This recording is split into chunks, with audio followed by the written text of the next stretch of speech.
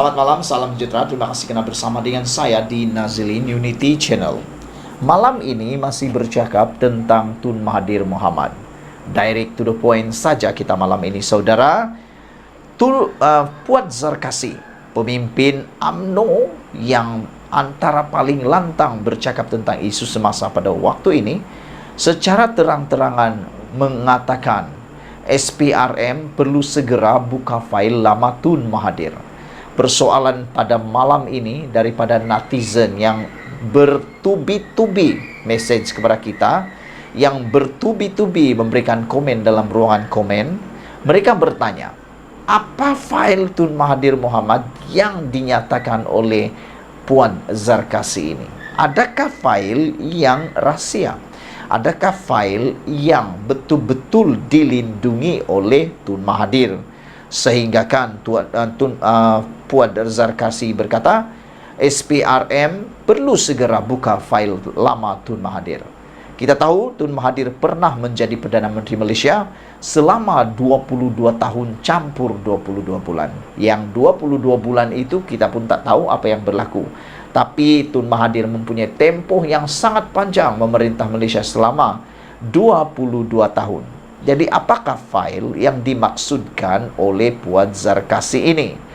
Itu pertama. Yang kedua, apa kandungan fail lama Tun Mahathir yang dikatakan oleh Puan Zarkasi ini? Nampaknya Puan Zarkasi benar-benar serius untuk memahu supaya SPRM mendedahkan, mengorek, menyiasat apa sebenarnya yang berlaku terhadap Tun Mahathir Mohamad dalam isu membuka fail lama ini. Ahli Majlis Kerja Tertinggi UMNO, MKT UMNO, Dr. Muhammad Puad Zarkasi menggesa Suruhanjaya Pencegahan Rasuah SPRM membuka semula fail lama milik bekas Perdana Menteri Tun Dr. Mahathir Mohamad dan anak-anaknya. Wow, ini memang menarik. Adakah nasib Mahathir akan menjadi lebih teruk selepas ini? Dan yang lebih membuatkan kita tertanya-tanya, adakah Tun Mahathir Mohamad akan menyaman Puan Zarkasi dengan pendedahan ini? Dipetik daripada Sinar Harian. Kerana kalau sebelum ini pendedahan Anwar Ibrahim berkaitan dengan kekayaan Mahathir Mohamad dan anak-anaknya telah menyebabkan Anwar Ibrahim disaman 150 juta oleh Mahathir, adakah kali ini Mahathir pula akan menyaman Puan Zarkasi apabila pendedahan ini dibuat?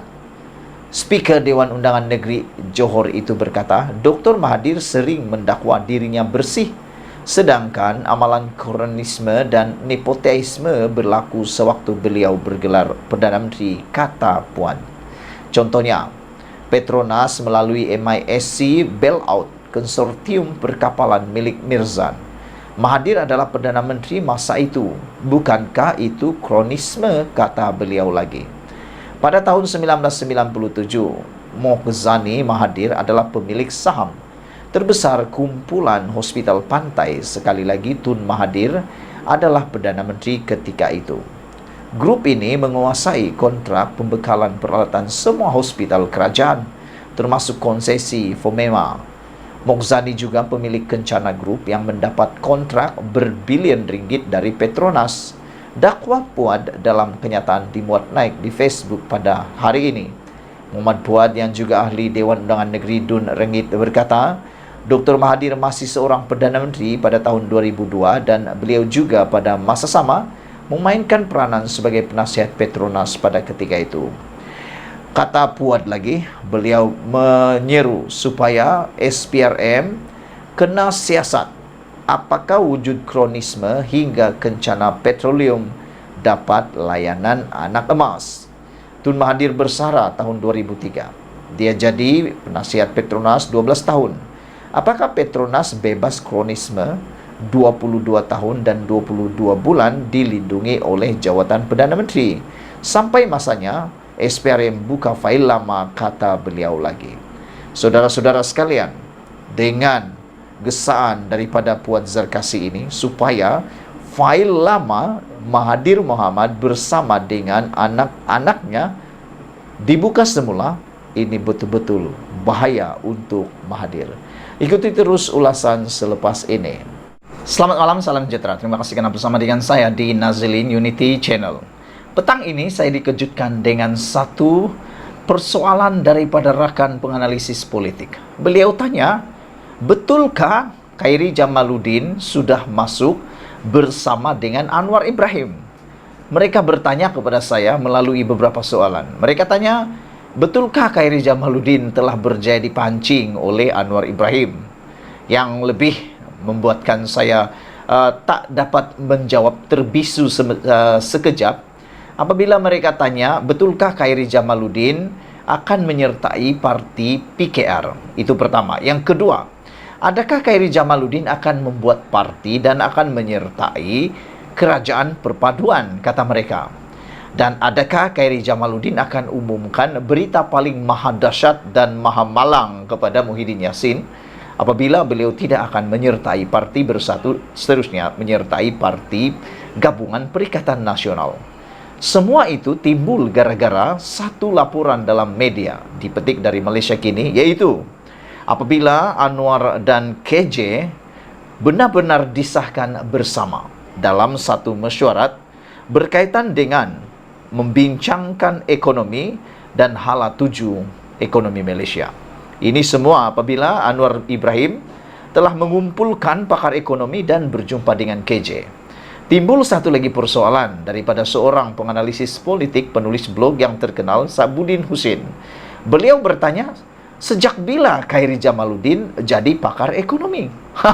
Itu sebabnya mereka tanya, kalau Khairi Jamaluddin bukan pakar ekonomi, Khairi Jamaluddin hanya mungkin pakar dari segi Menteri Kesehatan, sejak bila pula Khairi Jamaluddin berjaya dipanggil untuk menjadi pakar ekonomi? Itu soalan mereka.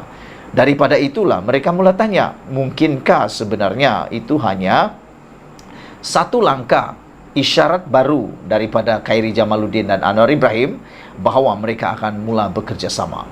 Saya fikir itu bukan satu perkara yang mustahil, dan saya kalau ditanya setuju atau dengan perkara itu, saya sangat setuju. Saya menyokong kalau benar-benar Khairi Jamaluddin bersama dengan Anwar Ibrahim, kerana tiada seorang pun antara kita semua yang mungkin berani mengatakan Khairi Jamaluddin tidak berpotensi. Seperti yang kita ketahui, Khairi Jamaluddin adalah pemimpin antara pemimpin generasi muda yang paling berpotensi sekali, dan saya yakin satu-satunya generasi baru yang berani memberitahu dengan jelas dan berani memberitahu secara pribadi dengan tanpa berselindung mahu menjadi Perdana Menteri satu hari nanti. Siapa lagi yang pernah cakap seperti itu? Tak pernah, kan? Tak pernah kita dengar. Syed Saddiq Syed Abdul Rahman pun tak pernah cakap seperti itu. Tapi Khairi Jamaluddin dengan jelas berani mengatakan dia mahu jadi Perdana Menteri. Nah, saudara-saudara sekalian, apa sebenarnya yang tersirat melalui perjumpaan antara Anwar Ibrahim dengan KJ ini? Apapun yang tersirat itu, saya berdoa supaya KJ, Khairi Jamaluddin, membuat keputusan yang terbaik. Jangan membuat keputusan yang terburu-buru. Satu keputusan yang terbaik apabila Khairi Jamaluddin mengatakan lebih baik beliau membuat parti baru daripada menyertai parti yang sedia ada, terutamanya parti-parti yang sudah pun terpalit dengan pelbagai masalah, termasuk kluster mahkamah. Khairi Jamaluddin kata kalau dia menubuhkan parti baru, dia tak perlu ikut syarat orang. Betul lah Tuhan. Dan selain itu, beliau tidak perlu tergesa-gesa untuk mau menang. Khairi kata tak apa, dia tahu risikonya untuk menang atau kalah dalam pilihan raya terdekat ini. Jadi saudara-saudara sekalian, memang kita disahkan melalui laporan berita ini bahwa Anwar dan KJ memang ada bersama baru-baru ini dalam perbincangan ekonomi untuk membincang hala tuju ekonomi Malaysia. Saudara-saudara sekalian, Perdana Menteri Anwar Ibrahim mengadakan perjumpaan dengan bekas Menteri Kesihatan Khairi Jamaluddin, ahli ekonomi serta pakar industri petang tadi untuk membincangkan hala tuju ekonomi negara. Tidak dapat dipastikan peranan yang dimainkan Khairi dalam pertemuan itu. Khairi yang telah dipecat oleh UMNO pada Januari yang lepas dilihat sedang sebagai langkah menyingkirkan pengkritik Presiden Parti Ahmad Zaid Hamidi. Naib Presiden UMNO Johari Ghani yang sebelum ini menjadi Menteri Kewangan 2 semasa pentadbiran bekas Perdana Menteri Najib Razak turut hadir. Sekian dulu untuk kali ini. Jangan lupa tinggalkan komen anda untuk isu kali ini. Share video ini dan ikuti terus ulasan selepas ini.